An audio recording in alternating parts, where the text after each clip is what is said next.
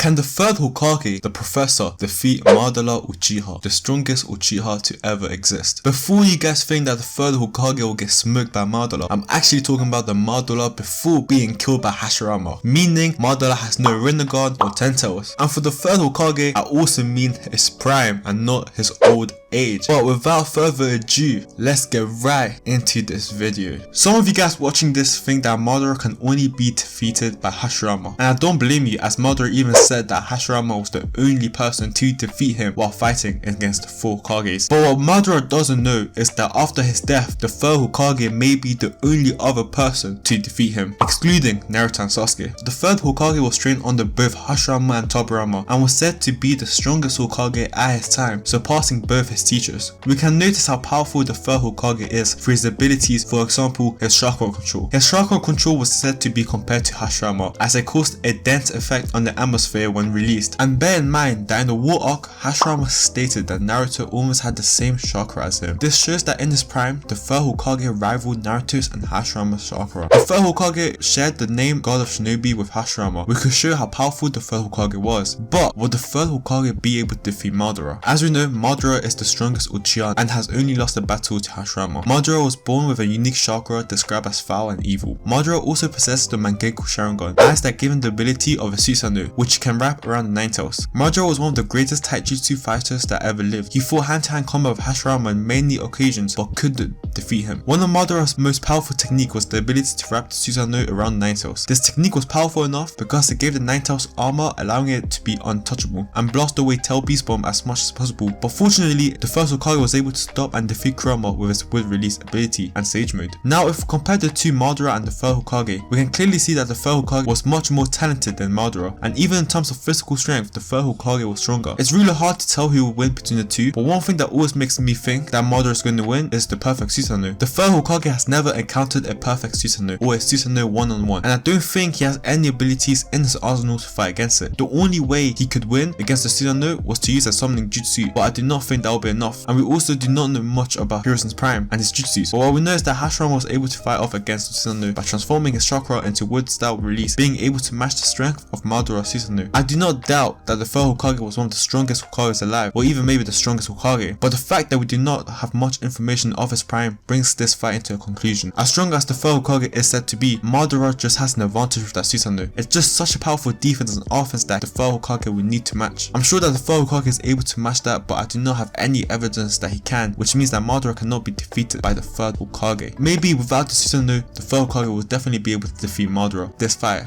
has to go to Madara. If you guys enjoyed this video, make sure you like and subscribe, and I'll catch you guys in another video. Peace out.